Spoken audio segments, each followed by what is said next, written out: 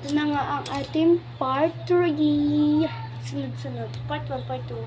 Ito na yung part 3. Tapos part 4 naman na. Part 3 na to, be.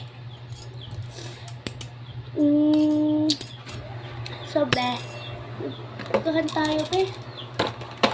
Mag-alcohol na muna tayo, be. Iwas germs. Diba? Dito mag-alcohol. Kailangan natin alcohol for iwas germs.